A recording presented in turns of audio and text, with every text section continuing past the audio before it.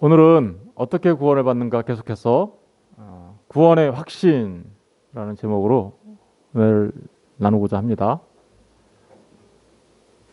고린도후서 13장 5절 오늘 본문의 말씀에 보니까 너희는 믿음 안에 있는가? 라고 질문하죠. 그리고 믿음 안에 있는지 아닌지 너희 자신을 어떻게 하래요? 시험하고 그리고 또 너희 자신을 어떻게 해요? 확증해라 라고 얘기합니다. 만약에 믿음 안에 있지 않고 확증되지 않으면 그리스도 예수의 사람이 아니라는 거죠. 구원받은 하나님의 백성이 아니라는 뜻입니다. 그러니까 우리가 믿음 안에 있는가 시험하고 확증하는 것은 무엇보다도 중요합니다. 그죠?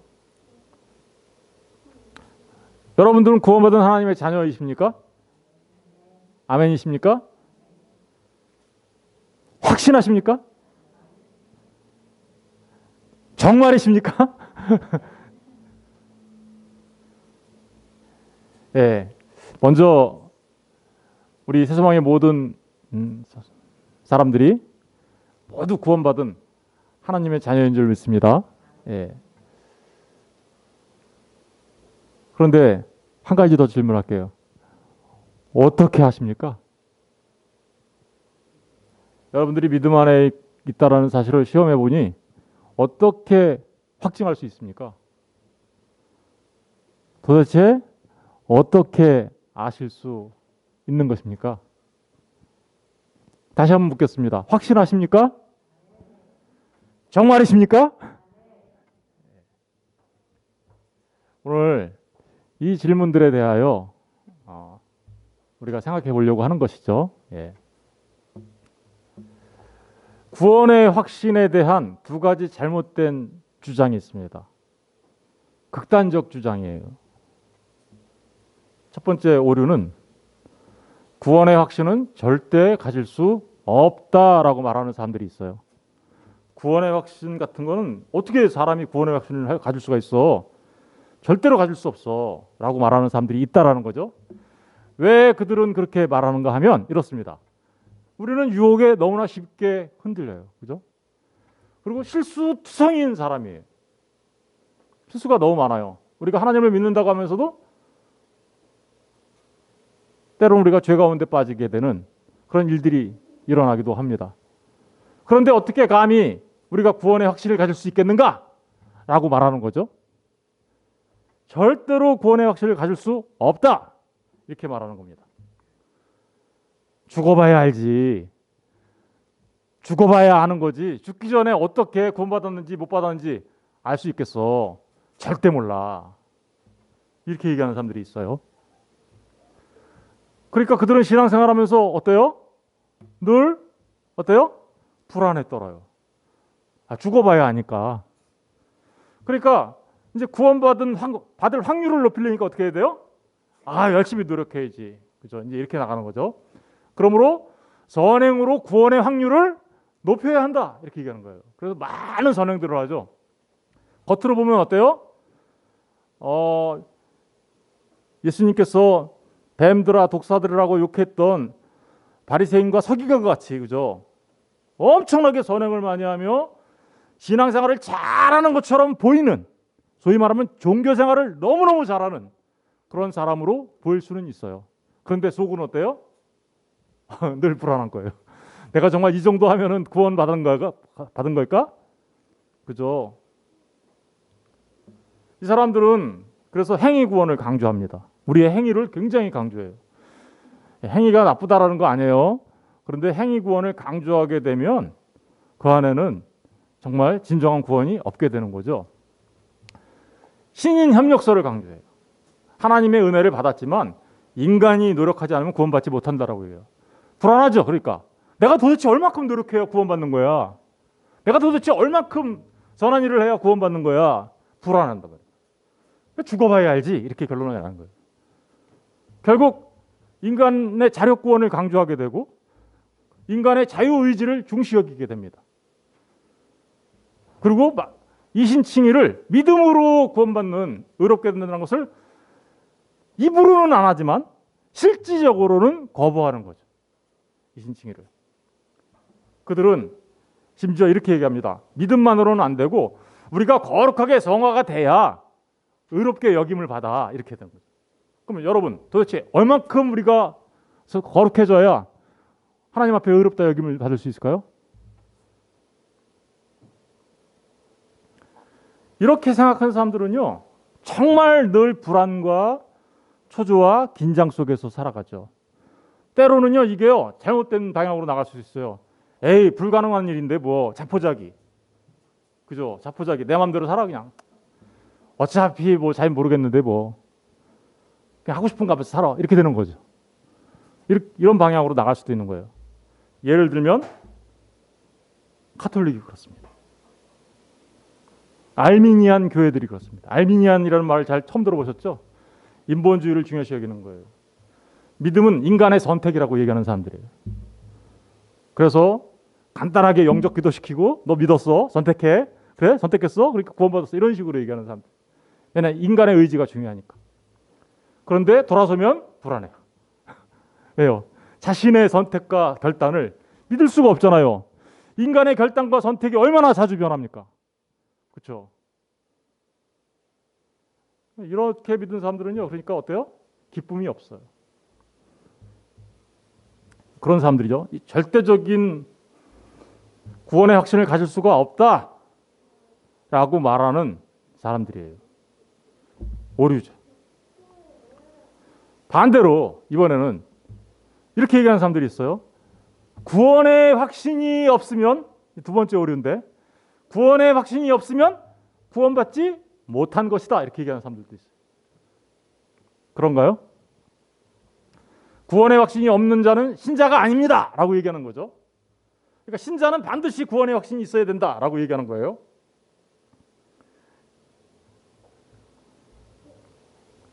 구원의 확신이 없다면 구원받았다고 말할 수 없다. 이들은 심지어 그래서 구원의 확신을 강조하기 위하여 자기가 구원받은 날짜를 강조하죠. 그죠?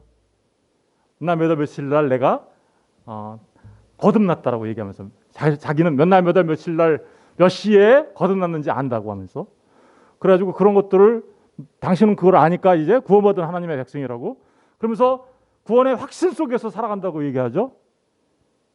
이 구원파예요. 맨날 몇 월 며칠 날. 여러분, 우리가 거듭난 사실을 언제 어떻게 합니까? 자기가 거듭난 날 알아요? 왜 아기가 태어나면 태어난 날 아기가 자기 생일을 알아요? 태어났잖아요. 그런데 아기는 자신이 언제 태어나는지 몰라요. 사실은 자신이 누구한테 태어났는지 잘 몰라요. 지나고 보니 이분들이 나를 낳은 어머니 아버지구나. 지나고 보니 엄마 아버지가 얘기해 주니까 너 그날 태어난 거야 라고 얘기하니까 알지. 그죠? 그들이 말하는 거는 정말 오류 속에 있는 것이죠.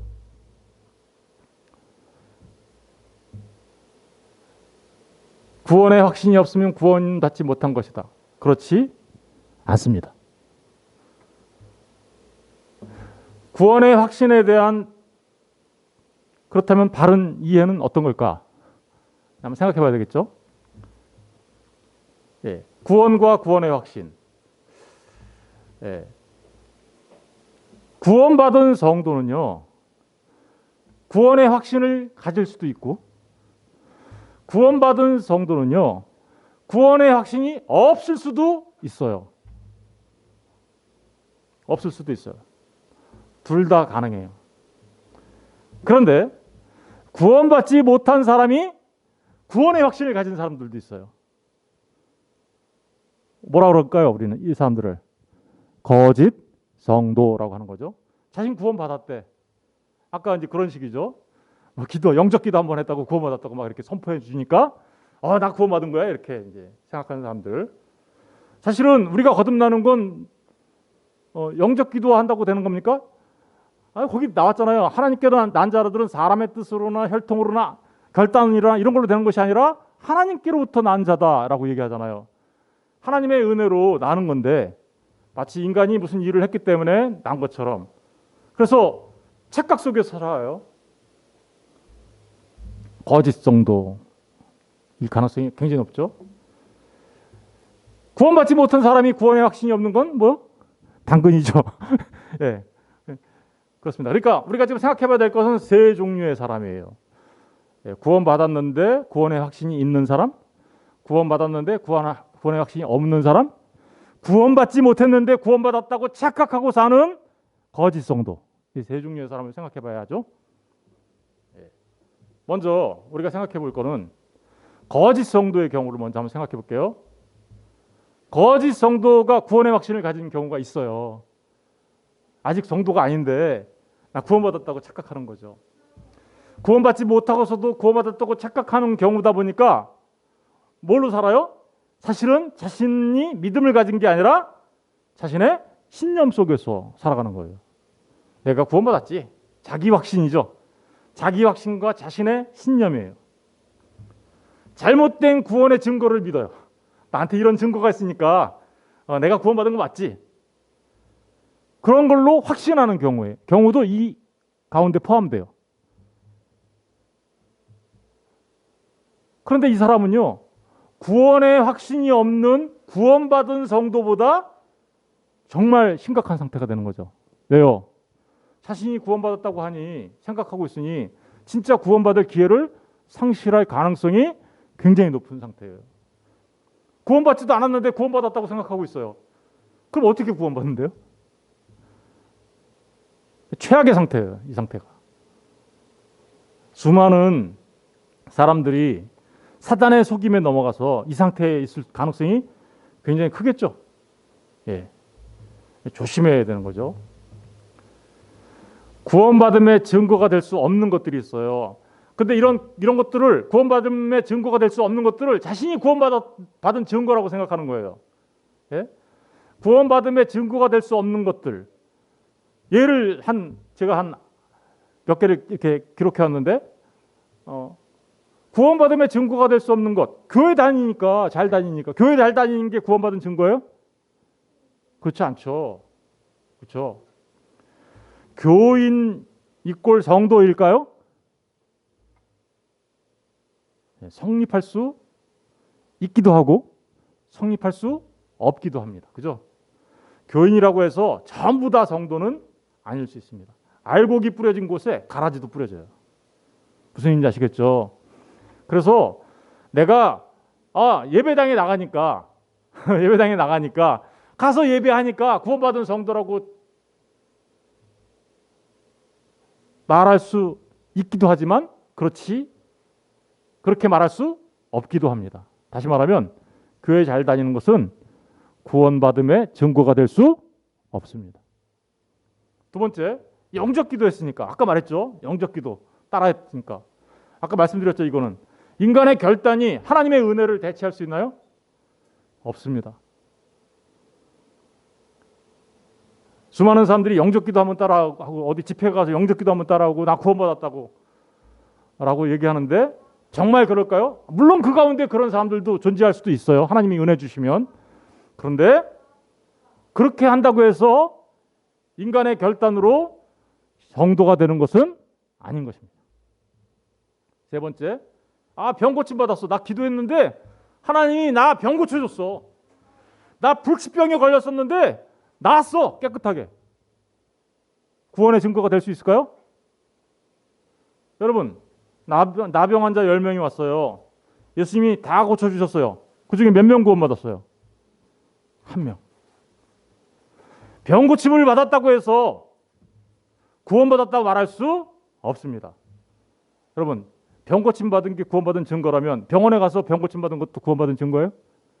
그것도 사실은 하나님이 고쳐주신 거잖아요. 의사가 고치지만 나를 회복해 주신 건 사실은 하나님이에요. 그럼 그것도 구원받았다고 말할 수 있어요? 없잖아요. 나 병 고침 받았으니까 난 구원받은 하나님의 백성이야. 착각하지 마세요. 10명 중에 1명만 구원받았어요. 참 믿음을 고백한 사람만. 꿈과 환상과 비전을 보았대요. 꿈과 환상과 비전을 보았대요. 그러니 난 구원받은 사람이라고 얘기하는 사람들이 있어요. 여러분, 구약시대 때 하나님의 계시, 다시 말하면 성경이 완성되기 전에는 때로는 하나님의 말씀을 우리에게 알려주시기 위하여 선지자들을 통하여 꿈을 보게 하시기도 하고 환상을 보기도 하고 비전을 보기도 해서 하나님의 뜻을 우리에게 알려주시기도 했습니다. 그런데 지금은 어때요? 지금은 하나님의 계시가 완성되었죠. 특별히 우리 주 예수 그리스도께서 오셔서 하나님이신 그분이 오셔서 모든 것을 계시해 주셨고 그 계시한 모든 것들을 어떻게요? 기록해서 우리에게 알려주셨습니다. 성경이 계시의 완성으로 우리에게 주어졌습니다. 이제 더 이상 꿈과 환상과 비전과 같은 방식으로 하나님의 뜻을 우리에게 말씀하시지 않으십니다. 왜요? 이미 성경으로 완성했기 때문에 그렇습니다. 만약에 꿈과 환상과 비전으로 하나님의 말씀이 아직도 계속되고 있다고 말한다면 성경은 완성되지 못한 것이죠. 불안한 것이죠. 그렇게 되면. 그런데 여러분 어떻습니까? 성경은 정황무오한 하나님의 말씀인 것입니다. 성령의 영감으로 기록된 우리에게 구원받기에 충분한 그리고 너무나도 명료한 하나님의 말씀입니다. 그런데 성경보다 더 위에 있는 아직도 여전히 저런 일이 있을 수 있을까요? 있을 수 없습니다. 그러니까 저렇게 말하는 사람들이 있다. 한마디로 개꿈이에요. 무슨 얘기인지 아시겠죠? 이적과 표적을 경험했대요. 어떤 분한테 제가 물어봤어요. 구원받은 확신이 있대요. 그래서 어떻게 그렇게 구원받은 확신이 있으세요? 라고 했더니 자기가 집회를 갔는데 막 기도를 하고 났는데 갑자기 자기 여기에 금가루가 확 뿌려졌대요. 그 집회를 갔는데 은이빨이 금이빨로 변했대요. 막 이런 걸 얘기하면서 자신은 구원받은 하나님의 백성이다. 분명하다. 하나님이 나를 딱 점찍어 주셨다라는 거란 거예요. 그게. 여러분 성경에 단 한 번이라도 그런 식으로 구원받았다고 얘기한 적 들어보셨나요? 지금까지 우리가 어떻게 구원받는가를 계속해서 공부해 왔는데 거기에 금가루가 뿌려지면 구원받는다. 이빨이 금이빨로 바뀌면 구원받는다. 이적과 표적을 경험하면 구원받는다. 라는 얘기가 단 한 군데라도 있어요? 없습니다. 하나님은 얼마든지 이적과 표적을 일으키실 수 있는 분이세요. 그런데 여러분, 여러분들에게 행한 그 이적과 표적이 사단이 한 거면 어떡할 거예요? 사단은 못할 것 같아요? 절대로 그 이적과 표적이 우리의 구원의 증거가 될 수 없습니다. 방언기도 했으니까. 사실은 방언기도는 존재하지도 않습니다. 그런데 잘 생각해 보십시오. 은사가 구원의 증거일까요? 내가 받은 은사가 구원의 증거일까요? 그렇지 않습니다. 여러분, 하나님의 도구로 사용되어진 사람들 많이 있어요. 바로가 그랬고요. 사울이 그랬고요. 수많은 사람들이 가룟 유다도 그랬죠. 그런 사람들도 일종의 은사를 받아서 사용되어진 거예요. 그런데 그들은 다 어떤 사람들이에요? 그렇죠? 은혜의 그릇이 아니라 진노의 그릇이었죠. 하나님께서요. 진노의 그릇으로 사용하는 사람들도 있다라는 것입니다. 은사가 하나님께서 주신 은사가 이 은사에 대해서는 따로 한번 공부하겠지만 은사가 우리의 구원의 증거가 절대로 될 수 없습니다. 그러니까 그런 것 쫓아다니면서 나 구원받았다고 얘기하는 사람들 보면 구원이 뭔지 잘 모르는 거예요. 어떤 사람들은 하나님의 음성을 들었대요. 막 기도하는데 하나님의 음성을 들었대. 하나님이 귀에다 얘기해 줬대요. 그러니 나 구원받은 사람이지 라고 얘기하더라고요. 그런데 요즘에 그 관상기도라고 지금 교회 안에 많이 들어와가지고 판을 치고 있는데 이 관상기도는 뭐 침묵기도, 관상기도라고 얘기하고 렉티오 디비나라고도 하기도 하고 메디테이션이라고 하죠. 예, 하기도 하고 그리고 더 나가면 컨템플레이션, 컨템플라티오라고 하는데 관상기도를 말하는 거예요. 근데 그 관상기도는 어디서 나온 거냐면요. 알고 보면요.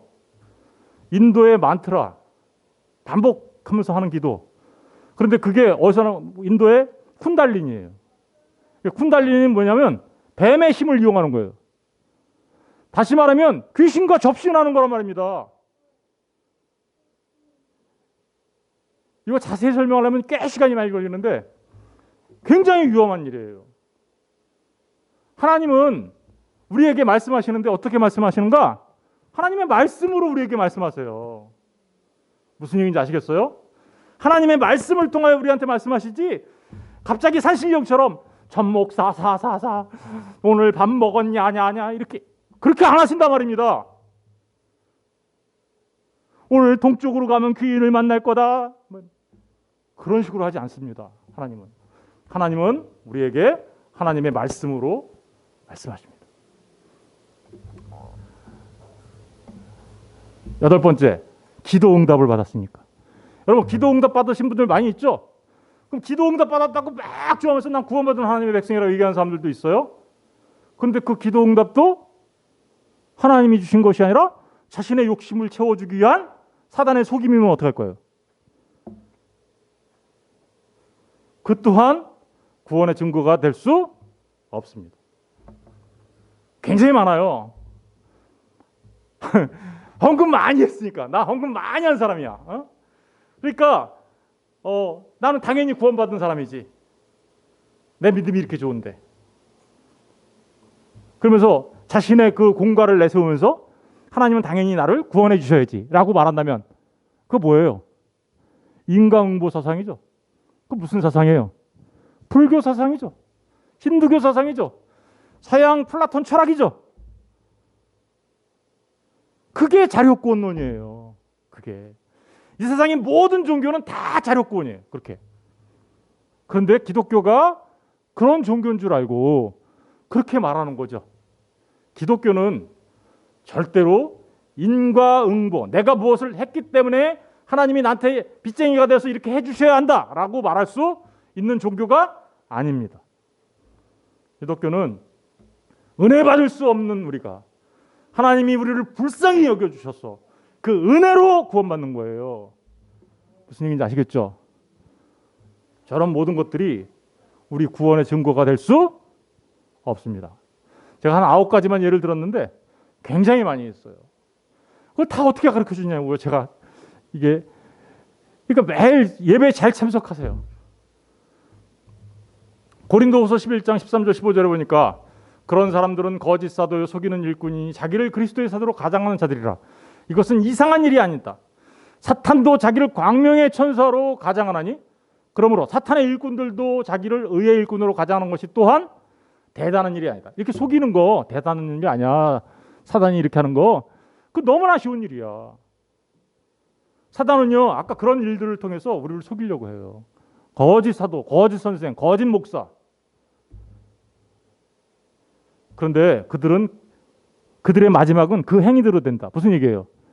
그들은 그것 때문에 심판받게 될 거야. 이런 뜻이겠죠? 절대로 이런 일에 속아 넘어가서는 안 되겠습니다.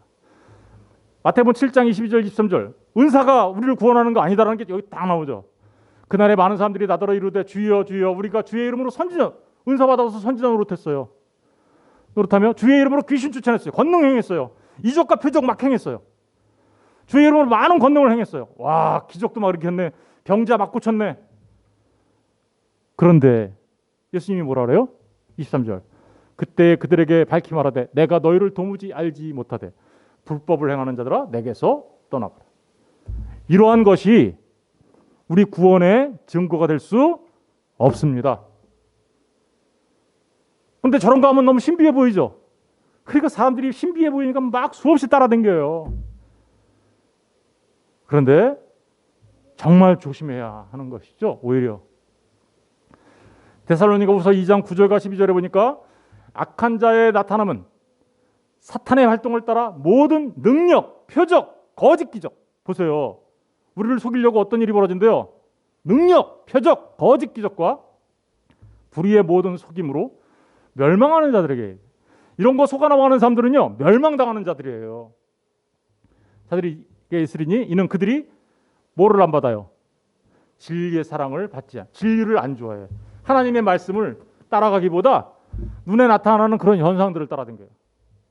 그 사람들은요, 진리를 사랑하지 않기 때문에 결국은 능력과 표적과 거짓 기적을 쫓아다니다가 멸망당하는 거예요. 엄청 무서운 일이에요. 그런데 그런 거 막 나타나니까 나는 구원받았어 라고 말한다면 그래서 구원의 확신을 갖고 있다면 그는 거짓 성도로서 정말 멸망당하는 길로 가고 있는 거죠. 너무너무 위험한 겁니다. 그들이 믿는 것은 하나님이 미혹의 역사를 그들에게 보내서 거짓 것을 믿는 거예요. 거짓을 믿는 거예요. 진리를 믿지 않고 불의를 좋아하는 거예요. 하나님의 말씀을 온전하게 깨달아 알지 못하고 불의를 좋아해요.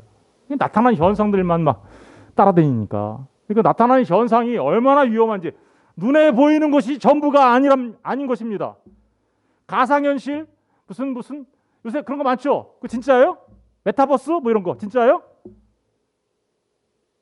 우리의 오감을 속이는 것뿐이잖아요. 그런데 눈에 보이는 것을 진짜로 여기는 사람들이 많아요. 믿음은 보이지 않는 것들의 뭐요? 실상이다. 명심하십시오. 눈에 보이는 것을 쫓아가지 말고 진리의 말씀을 쫓는 우리 모두가 되어야 할 줄로 믿습니다. 구원의 확신이 이제 두 번째, 구원 받았어요. 구원받은 성도인데 구원이 확신이 없는 성도가 있어요. 이런 성도는 어떤 성도일까? 구원의 확신은 없지만 하나님의 은혜로 구원받은 성도예요. 우리 그동안에 쭉 구원론 공부해왔죠, 그죠? 구원받은 성도예요. 하나님의 유효한 부르심이 있었고 성령께서 역사하셔서 중생, 다시 말하면 거듭남이 있었고, 그래서 예수 그리스도와 연합된 자로서 하나님의 아들로 입양된 양자가 되었고, 그죠? 그래서 믿음으로 의롭다 여김을 받은 자 맞아요. 그리고 점점 이제 어떻게요? 거룩한 삶을 통하여 하나님께로 나아가고 있는데, 그런데 잘 몰라, 구원받은 거를. 분명히 그런 일이 일어났는데 그럴 수 있잖아요, 그죠? 그런 성도를 말하는 거예요. 구원받은 사실과, 그런데 한 가지 우리가 꼭 기억해야 될 것은 구원받은 사실과 구원의 확신은요 꼭 일치하지 않습니다. 구원받은 사실과 구원의 확신은 별개의 문제예요. 무슨 얘기인지 아시겠죠? 그런데 이런 신자에게 나타나는 문제점이 있겠죠. 어떤 문제점이 있을까요? 제가 시간상 딱 간략하게 요약해 왔는데, 죄사함과 구원받았음을 확신하지 못해요. 그러니까 믿는 둥 마는 둥 믿어요. 믿는 둥 마는 둥 믿어요. 그러니까 어때요? 삶의 기쁨이 없어요. 감사가 없어요. 구원받은 기쁨이, 구원의 기쁨이 없으니까 고난과 시련이 닥쳐오면 그냥 넘어져요. 마치 세상으로 다시 돌아간 것처럼 되는 경우도 있어요. 그러다가 나중에 다시 그는 하나님의 백성이기 때문에 결국은 돌아오게 되긴 하지만 그냥 마치 그냥 이렇게 안 믿는 사람처럼 살아가는 경우도 있어요. 그러니까 세상에 아무런 복음적 영향력을 미칠 수 없어요. 이런 사람은 참 예수 믿고 그 기쁨을 누리지 못하고 살아가는 불쌍한 사람이죠. 불쌍한 사람. 여러분 어떤 사람이에요? 혹시 이런 사람 아니에요? 난 구원 받았는 것 같기는 한데 아직 잘 모르겠어.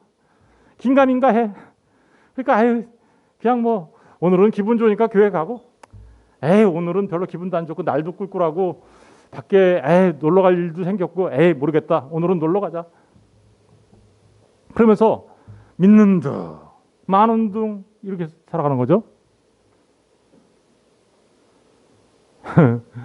진짜 구원받았지만 불쌍하게 살아가는 거예요. 로마서 6장 11절 13절에 하나님이 이렇게 얘기하십니다. 이와 같이 너희도 너희 자신을 죄에 대하여 죽은 자요 그리스도 예수 안에서 하나님께 대하여 살아있는 자로 여길 거다. 구원의 확신이 있으면 하나님 앞에 살아있는 자라고 분명히 알게 돼요. 그래서 하나님 앞에 살아있는 자로서 삶을 살아가게 되는데, 구원의 확신이 없으니까 구원받기는 했지만 산자임이 분명한데 살아있다는 것을 몰라. 그러니 어떻게 하겠어요? 여전히 옛사람으로 살아가는 거죠. 몸의 사욕을 쫓아가는 거죠. 자기의 지체를 불의의 무기로 드리는 거죠. 하나님 앞에 산 자는 몸의 사욕을 쫓아가지 않고 자신의 지체를 불의의 무기로 드리는 것이 아니라 다시 살아나신 예수 그리스도의 모습처럼, 그죠? 산 자로서 자신의 지체를 의의 무기로 드리는데, 죽은 자로 확신이 없으니 아니 난 살긴 살았는데 잘 모르겠어라고 하니 어떻게 살아가겠어요? 맨날 죄 짓고 살아가는 거예요. 죄 짓고 살면 어때요? 맨날 괴로워요. 아유 또 잘못했네, 또 잘못했네, 맨날 잘못했대. 아유 그러지 말걸, 아유 그렇게 했어야 될걸, 맨날 껄껄대다가 그렇게 살아가요. 이런 사람들이 있을 수 있어요. 여러분, 하나님 앞에 구원받은 사람이라면 구원의 확신을 가지고 산자로 살아가야 되겠죠. 그죠? 그런 놀라운 축복이 있게 되길 원합니다. 구원의 확신이 있는 성도. 그러면 이 구원의 확신이 있는 성도가 정말 구원받았지만 구원 확신이 없는 성도하고는 다르게 살겠죠. 구원받은 자로서 구원의 확신을 가지고 있어요. 죄사함과 구원받았음을 확신하는 성도예요. 그래서요, 살아가는 내내 동안 은밀하게 자기 안에 은밀하지만 아주 깊은, 그런데 엄청 큰 기쁨이 있어요. 세상이 주는 기쁨과 달라요. 그래서 은밀하다고 표현한 거예요. 자기 내면 안에 구원의 기쁨이 있어요. 어떠한 경우에도 살다 보면 여러 일들이 막 일어나는데도, 그런데도 그때도 하나님 앞에 무릎 꿇고 하나님 도와주세요라고 말하지만 그럼에도 불구하고 하나님 앞에 감사해요. 이 일을 통해서 하나님, 또 하나님의 어떤 뜻이 저를 통해서 이루어질까요? 하나님, 이 일을 통해서도 하나님의 영광이 나타나게 하옵소서라고 하면서 감사하는 삶을 살아가게 하죠. 감사해요. 감사가 넘치는 평안한 삶을 살게 돼요. 그래서 왜요? 하나님께 다 맡기니까. 그래서 세상이 주는 평강과는 전혀 다른 평강을 누리게 되는 거예요. 날마다 하나님 나라에 대한 소망이 가득한 가슴 벅찬 삶을 살아갑니다. 하나님 나라에 대한 그 소망이 있다면 어떻게 가슴 벅차지 않을 수 있어요? 그렇죠? 더구나 이 사람들한테도 유혹과 시련은 있어요. 그런데 그 유혹과 고난이 닥쳐와도 믿음의 시련을 통과해요. 여기서 말하는 믿음의 시련, 항상 시련은 믿음과 관련돼서 와요. 믿음과 관련돼서 오는데 이 시련은 도끼마조라고 하는데 진짜인지 가짜인지 구분해내는 걸 말하는 거예요. 믿음의 유혹과 환난과 이런 게 오는데 내가 진짜인지 가짜인지 구분되는 게 바로 그거란 말입니다. 그러니까 오히려 시련이 오면 기뻐해라 이렇게 얘기하는 거예요. 기뻐해라. 네가 진짜인지 드러나잖아. 그러면서 인내한다고 하죠. 인내는 뭐라 그랬어요? 히포모네라고 했죠. 히포모네. 뭐뭐뭐 아래에 내가 머물러 있는 거라고 그랬죠. 그렇죠. 창조주 아래 피조물로 머물러 있는 거. 그죠?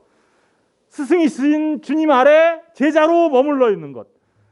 신랑 되신 예수님 아래 신부로 머물러 있는 것. 그죠? 교회의 머리 되신 예수 그리스도 아래 몸으로 머물러 있는 것. 그걸 인내라고 해요. 그러면 그건 뭐 한 거예요? 그렇게 있으려면 뭐 하고 있어야 되는 거예요? 믿음을 지키고 있는 거죠. 견고한 믿음으로 서 있는 거죠. 그걸 인내한다라고 말하는 겁니다. 그렇게 인내하는데 그 인내는 누가 우리를 이끌어 가시는 거예요? 우리 지난주 배웠죠? 성도의 견인. 누가 이끌어 가세요? 하나님이 우리를 은혜로 이끌어 가시는 거예요. 그러니까 우리의 믿음은 절대로 흔들릴 수 없어요. 그런 믿음을 가진 사람이 어떤 소망 속에서 살아가겠습니까? 그 하나님 나라의 원대한 소망 가운데 가슴 벅찬 기쁨을 경험하면서 살아가는 거죠. 그러니까 구원의 확신을 갖는 거는요, 너무나 중요한 거예요. 구원의 확신을 가지고 기쁨으로 살아가는 모습은 더구나 세상의 빛과 소금으로서의 역할을 감당하게 하는 거예요. 복음을 전파하길 원하고, 전차가 아니고 전파하길 원하고 매일매일 그리스도를 증언하는 지극히 당연한 일에 매일매일 참여하는 거죠. 기도로 참여해요. 진짜 기도, 그때 진짜 기도가 나오는 거죠. 우리 하나님 스방교회를 통하여 복음이 온전하게 전파되게 해 주옵소서. 믿지 않는 자들이 생명으로 거듭나게 생명으로 나올 수 있도록 도와주옵소서. 이게 뭐 하는 거예요? 전부 다 복음 전파에 참여하는 거예요. 그리고 실제로 나가서 또 자기가 안 그 복음을 전하면 어때요? 복음 전파에 참여하는 거예요. 그러면 기쁨이 배가 됩니다. 기쁨은요, 나누어질수록 배가 돼요. 무슨 얘기인지 아시겠죠? 그러므로 구원의 확신은 하나님 앞에서 살아가는 건강하고 성숙한 성도의 신앙생활에 정말 중요한 거예요. 매우 중요한 거예요. 저는 저와 여러분 모두가 구원받은 하나님의 성도로서 구원의 확신을 가지고 살아가는 그런 사람들 되시기를 주님의 이름으로 축원드립니다. 디모데후서 1장 11절 12절에 사도 바울도 그랬어요. 내가 이 복음을 위하여 선포자와 사도와 교사로 세우심을 입었노라. 이로 말미암아 내가 또 이 고난을 받되 부끄러워하지 아니함은 내가 믿는 자를 내가 알고, 내가 믿는 자가 누구예요? 예수 그리스도죠. 예수 그리스도를 내가 알고 또한 내가 의탁한 것을 그날까지 그가 능히 어떻게 해요? 지키실 줄 뭐예요? 확신한다. 여러분, 사도 바울의 이 확신이 저와 여러분에게도 있게 되기를 주님의 이름으로 축원드립니다. 구원의 확신에 대한 이제 그러면 증거를 우리한테 찾아봐야 되겠죠? 이제 세 종류의 사람을 우리가 알아봤어요. 그러면 난 진짜 어떤 종류의 사람이에요? 거짓 성도? 아니면 구원받기는 했으나 아직 구원의 확신이 없는 믿는 둥 마는 둥 하는 성도? 아니면 세 번째, 진짜 성도로서 구원의 확신이 있는 가슴 벅찬 삶을 살아가고 있는 성도. 어떤 성도예요? 어디에 해당되세요? 세 번째에 해당되셔야 되겠죠? 그럼 세 번째 사람이 어떤 사람일까요? 그 사람들은 어떤 증거를 갖고 있을까요? 아까 그런 증거가 아닌 것들 9가지 얘기했죠? 이 사람들한테 나타나는 증거가 있어요. 그 증거는 성령의 인도하심이에요. 로마서 8장 8절 9절 보니까 육신에 있는 자들은 하나님을 기쁘시게 할 수 없느니라. 만일 너희 속에 하나님의 영이 거하시면 너희가 육신에 있지 아니하고 영에 있나니 누구든지 그리스도의 영이 없으면 그리스도의 사람이 아니다. 그러니까 그리스도의 사람들은, 구원받은 사람들은, 그리고 구원의 확신을 갖고 있는 사람들은 누가 있어요? 그리스도의 영이 있어요. 성령의 역사가 있어요. 그런데 그 성령의 역사가 일어나면 어떤 일이 벌어질까요? 그렇죠. 육신대로 살지 않아요. 육신대로 살면 반드시 죽을 것이로되 영으로서 몸의 행실을 죽이며 살아가는 사람들이겠죠. 여러분들이 영으로서 몸의 행실을 죽이며 살아가고 있습니까? 구원받은 하나님의 백성이에요. 요한복음 14장 16절 17절에는 이렇게 나오죠. 또 내가 아버지께 구하겠으니 그가 또 다른 보혜사가 누구예요? 성령님을 말하는 거죠. 보혜사를 너희에게 주사 영원토록 너희와 함께 있게 하시리니 그는 무슨 영이래요? 진리의 영이다. 성령님이 우리 안에 오시면 우리가 어떤 일이 벌어질까요? 이제 우리가 진리를 깨달아 알게 되는 거죠. 진리의 영이 오셨으니까. 그러면 첫 번째로 나타나는 일이 있겠죠. 구원받은 사람들의 나타나는 증거. 이거는 객관적 증거예요. 객관적 증거. 그것은 진리의 영이 우리 안에 오시면 그 진리의 영이 우리가 진리를 듣고 복음을 깨달아 알아 믿게 하는 거죠. 고린도전서 2장 11절 12절에 보니까 사람의 일을 사람의 속에 있는 영 위에 누가 알려? 그렇죠? 호레비 마음 호레비가 알잖아요. 그죠? 네. 사람의 일을 사람이 알아요. 그런데 하나님의 일은 누가 할까요? 하나님의 일은 하나님의 성령 외에는 모른다. 근데 그 성령, 하나님의 일을 아는 성령이 우리 안에 들어오시면 우리가 어떻게 되는 거예요? 하나님의 일을 알게 되는 거예요. 12절. 우리가 세상의 영을 받지 아니하고 오직 하나님으로부터 온 영을 받았으니, 성령을 받았으니 이는 우리로 하여금 하나님께서 우리에게 은혜로 주신 것들을 어떻게 한대요? 알게 한다. 은혜가 뭔지 알아요. 은혜로 주신 것들을 알게 돼요. 무슨 얘기인지 아시겠죠? 진리를 알게 돼요. 복음을 알게 돼요. 알미 먼저 생겨요. 알미. 에베소서 1장 13절에 그래서 이렇게 얘기하죠. 그 안에서 너희도 진리의 말씀 곧 너희 구원의 복음을 듣게 되고요.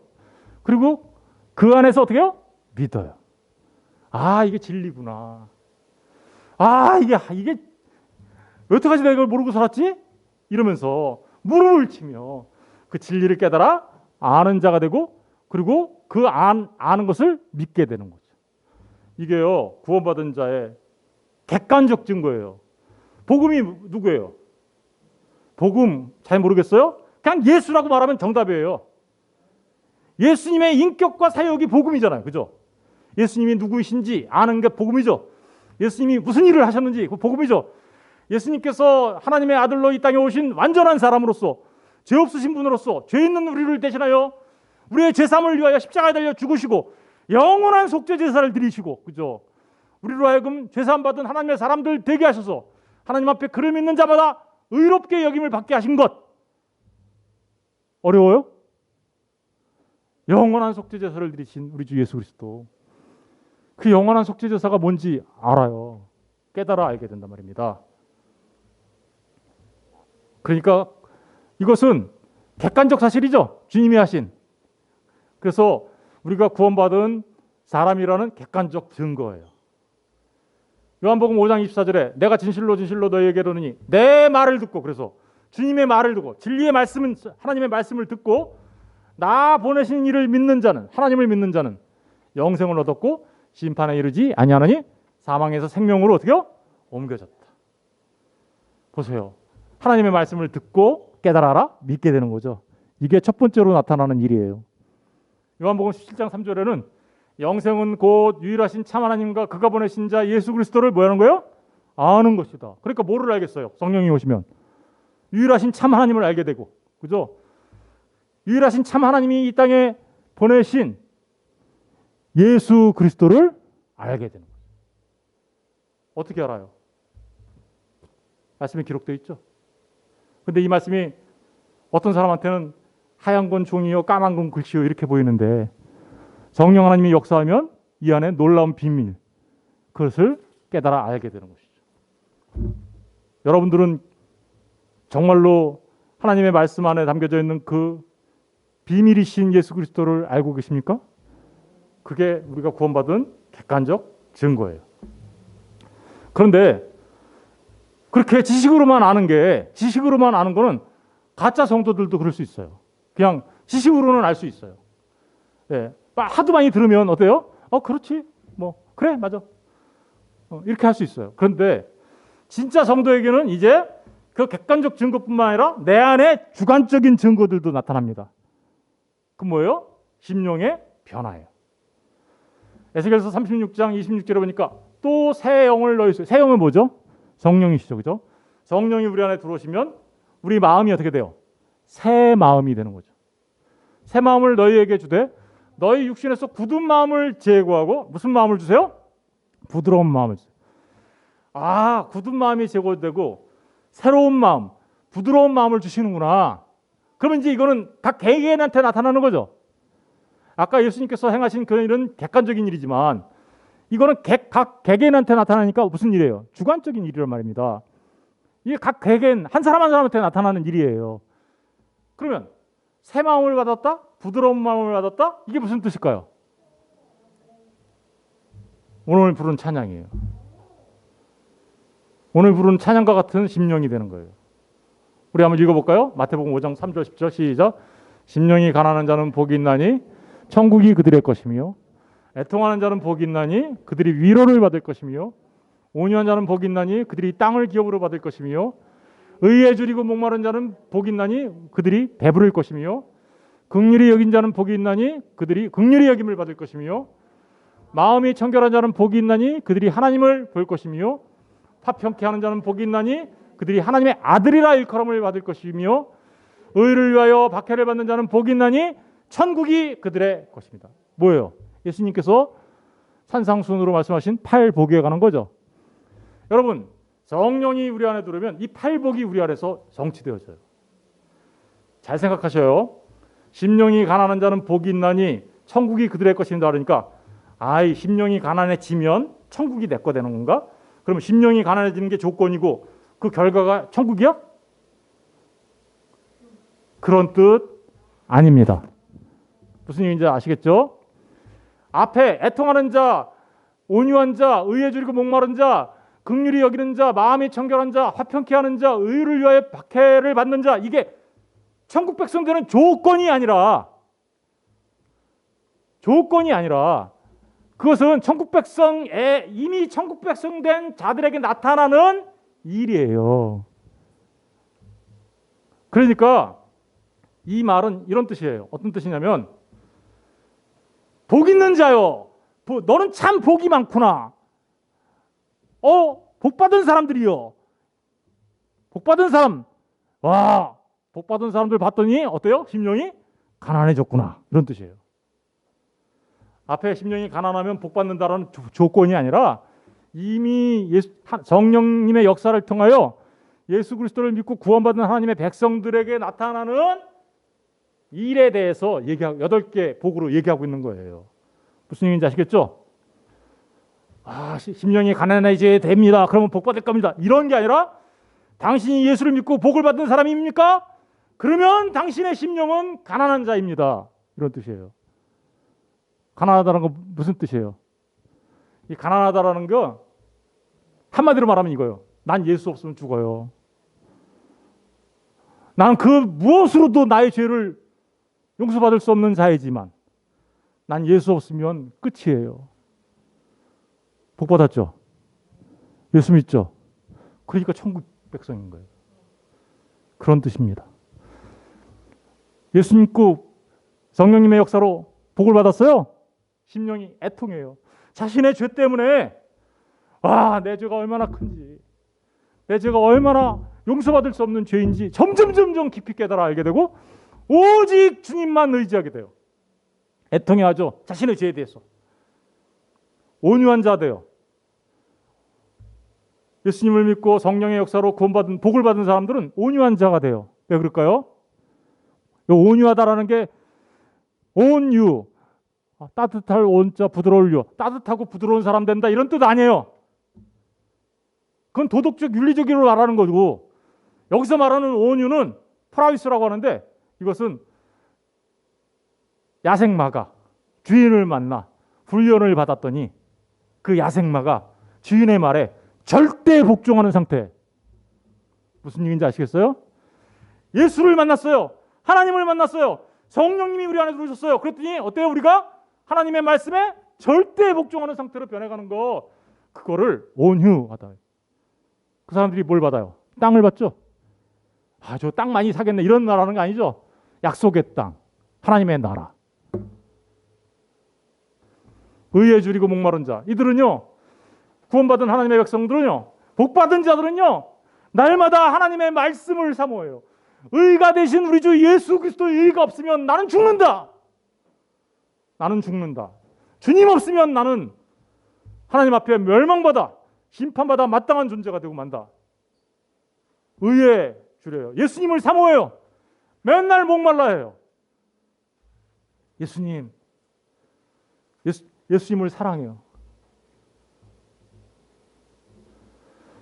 긍휼히 여겨요. 왜요? 이미 긍휼히 여김을 받았거든요. 자기가 하나님 앞에. 불쌍히 여겨요.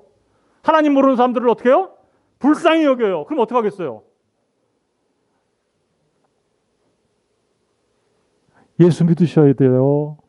이렇게 얘기하지 않겠어요? 마음이 청결해져요. 한 가지 마음이 있어요. 두 마음이 아니에요. 하나님을 믿을까 재물을 따라갈까. 한 가지 마음 청결해요. 화평케 해요. 내가 하나님과 화평케 된 자로서 이제 다른 사람들한테 복음을 전해서 그들도 하나님과 화평케 되도록 하는 사람이 돼요. 그리고 그 주님을 위해서 이 땅에서 핍박받는 삶을 살아갑니다. 이게 복이에요. 이런 삶이 구원받은 사람들에게 나타나는 구원의 확실한 증거입니다. 자신의 심령의 상태를 돌아보고 자신의 삶의 상태를 돌아보십시오. 그리고 그 시험을 통해서 자신을 믿음 안에 있는가 확증하십시오. 이제 알았어요. 깨달아 알았어요. 심령이 변화됐어요. 뭐가 변할까요? 삶이 변하게 되는 거예요. 우리의 삶이 변합니다. 에스겔서 36장 27절 18절에 내 영을 너희 속에 두어 너희로 내 율례를 어떻게 해요? 지키게 한다. 보세요. 성령님이 들어오시면요, 하나님을 기쁘시게 하는 마음이 막 생겨요. 그러면 하나님을 기쁘시게 하려면 어떻게 해야 될까요? 하나님의 말씀대로 살아가려고 하죠. 율례를 행하려고 한단 말입니다. 우리가 율법을 행해서 구원받는 거 아니지만 구원받은 하나님의 백성들은 반드시 하나님의 그 율법들을 즐거워하고 기뻐하며 그것을 따라서 순종하며 살아가려고 한단 말입니다. 우리의 존재가 변했기 때문에. 우리의 존재가 변해졌으면 하나님이 기뻐하시는 일을 하게 된다는 것이죠. 내가 너희 조상들에게 준 땅에서 그렇게 하면, 내가 너희 조상들에게 준 땅에서 너희가 거주하면서 너희 내 백성이 되고 나는 너희 하나님이 될 거다.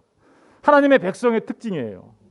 하나님의 백성의 특징은 예수 그리스도를 하나님이 누구신지 깨달아 알고 믿게 되고 심령이 변화됐을 뿐만 아니라 이제 그런 상태에서 자신의 삶이 하나님의 말씀대로 살아가려고 하는 순종의 삶으로 바뀌게 된다. 우리의 삶이 바뀌어요. 그게 구원의 증거들이에요. 그걸 열매라고 하죠. 좋은 나무에서 좋은 열매 맺어. 그죠?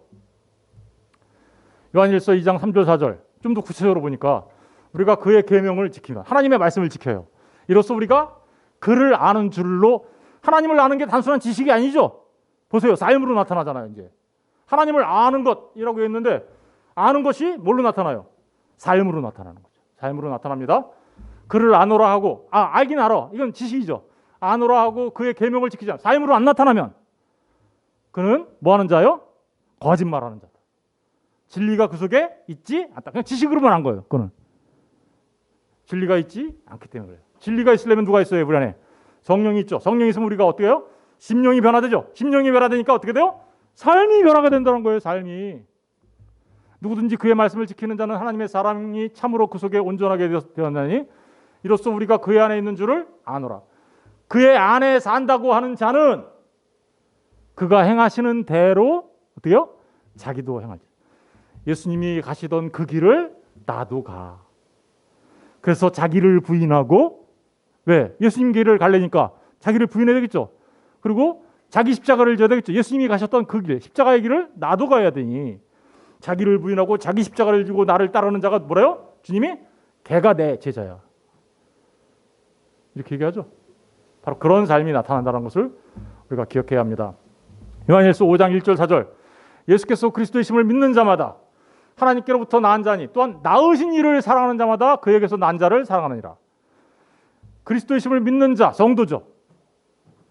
그들은 하나님께로부터 낳은 자예요. 거듭난 자들이에요. 그런데 낳으신 이를 사랑하는 자마다, 다 낳으신 이, 우리를 낳으신 이가 누구예요? 하나님이시죠. 하나님을 사랑하는 자마다 그 하나님에게서 난 자, 누구예요? 또 다른 나 말고 다른 성도. 성도는 반드시 성도를 어떻게 해요? 사랑하게 돼 있다. 다른 성도를 사랑하십니까? 구원받은 하나님의 백성들의 삶의 특징은 성도가 성도를 사랑해요. 왜요? 하나님의 백성이니까.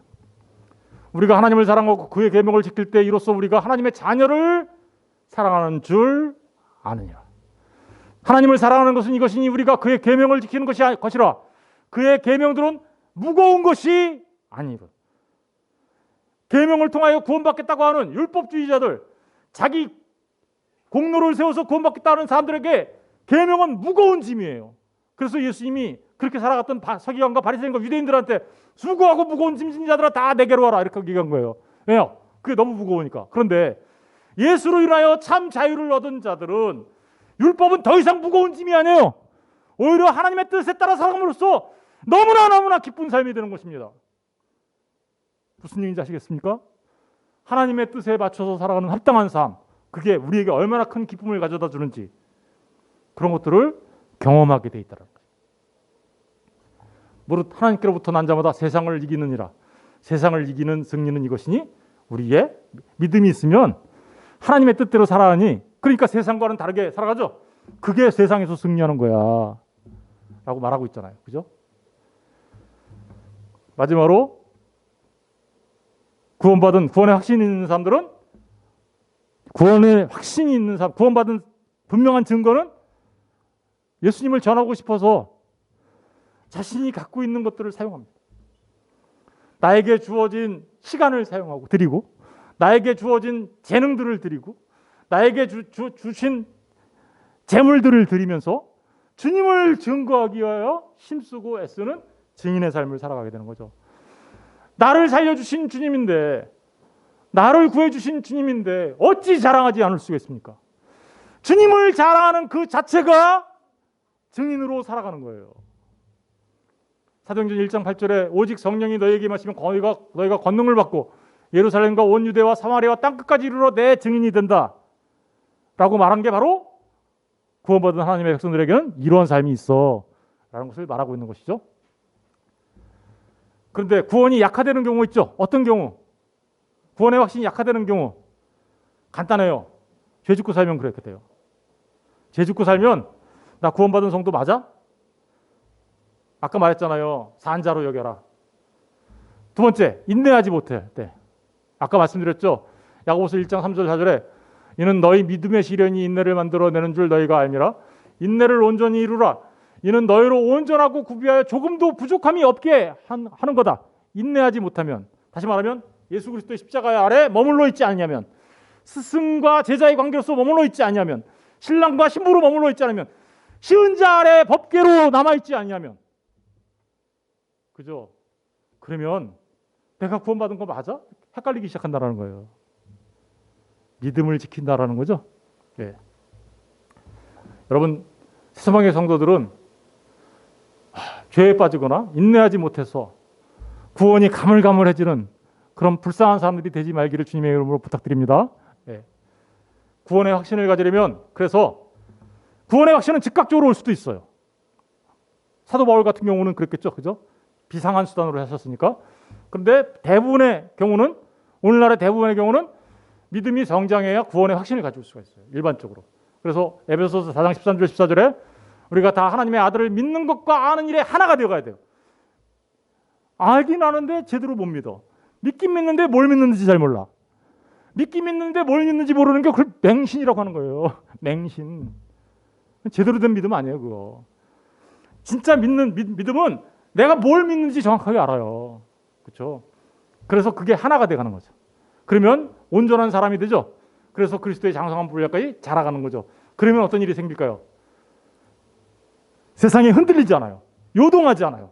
구원의 확신이 있어요. 그래서 14절에 보니까 있는 우리가 이제부터 어린아이가 되지 아니하여 사람의 속임수, 아까 잘못된 구원의 증거 이런 것 때문에 속지 않는단 말입니다. 간사한 유혹에 빠져 이적과 표적과 이런 거 따라다니면서 속지 않는단 말입니다. 그런 온갖 교훈의 풍조에 밀려서 요동하게 되는 일이 없게 되죠. 단단하게 세워지는 거죠. 그러니까 정말 여러분, 우리 모두에게 믿음의 성장이 있어야 돼요. 아는 것과 믿는 것이 자라가야 돼요. 그리고 그것이 하나 되어가야 돼요. 그리스도의 장성한 분량까지 자라가야 돼요. 그럴 때 요동하지 않는 구원의 확신 속에서 진정한 기쁨의 삶을 살아갈 수 있는 것입니다. 은혜의 수단을 사용해야 돼요. 은혜의 수단은 하나님의 말씀이에요. 기도예요. 딱 한마디로 얘기하면 성경을 읽어야 되고요. 우리 성경 읽기 모임이 있던데 아주 잘하는 거예요. 성경을 날마다 읽고 하나님의 설교를 매일 듣고, 그죠? 바른 설교죠, 그죠? 설교 말씀을 듣기 시작하고 또 때로는 정찬하면 정찬에 참여하고 그리고 기도함으로써 한마디로 말하면 뭐요? 예배를 통하여 우리가 이렇게 자라감으로써 은혜의 수단을 사용함으로써 우리가 구원의 확신을 가질 수 있게 되는 것입니다. 부지런히 사용해야 돼요. 부지런히. 제가 보면 게으르고 나태한 사람은 결코 믿음의 성장이 없어요. 부지런히 말씀을 읽고 부지런히 기도하는 사람들이 결국은 믿음이 성장하여 진정으로 이 땅에서조차 천국을 맛보며 살아가는 사람들이 되는 것입니다. 성령께서 힘 주시는 대로 하나님께서 은혜 주시는 것을 알게 되고 이상한 계시 이런 거 통하는 것이 아니라 보통 방편, 다시 말하면 은혜의 수단에 힘씀으로써 구원의 확신을 얻을 수 있게 되는 것입니다. 힘쓰십시오. 부지런히. 그를 말씀을 맺습니다. 우리 다 같이 이사야서 12장 2절을 읽을게요. 이사야서 선지자처럼 되시길 바라요. 이사야 선지자 같은 사람이 되시기를 주님의 이름으로 축원드려요. 우리 다 같이 읽어볼게요. 시작. 보라, 하나님은 나의 구원이시라. 내가 신뢰하고 두려움이 없으리니 주 여호와는 나의 힘이시며 나의 노래시며 나의 구원이시며. 여러분, 이 노래가 저와 여러분의 노래가 되길 주님의 이름으로 축원드립니다. 구원의 확신은 없어도 좋고 있어도 좋은 그런 문제가 아닙니다. 왜냐하면 구원의 확신은 성령 안에서 마음이 변화되어 자신을 구원하신 하나님께 무한 감사하며 기뻐하고 즐거워하며 하나님을 사랑하고 형제를 사랑하는 사랑으로 충만하게 되고 즐거운 마음으로 기꺼이 자발적으로 하나님의 말씀에 순종하게 되고 능력으로 복음의 증인으로 살게 하는 것이기 때문에 있어도 되고 없어도 되는 것이 아니라 성도라면 반드시 있어야 되는 너무나 중요한 것입니다. 그래야 방황하지 않아요. 그래야 우리 새소망의 모든 성도들이 정말 구원의 확신 속에서 가슴 벅찬 감격 속에서 기쁨 속에서 그리고 하나님께서 주시는 놀라운 평안 속에서 살아가는 결코 요동치 않는 반석 위에 세워진 집 같은 그런 사람들 다 되시기를 주의 이름으로 축원드립니다.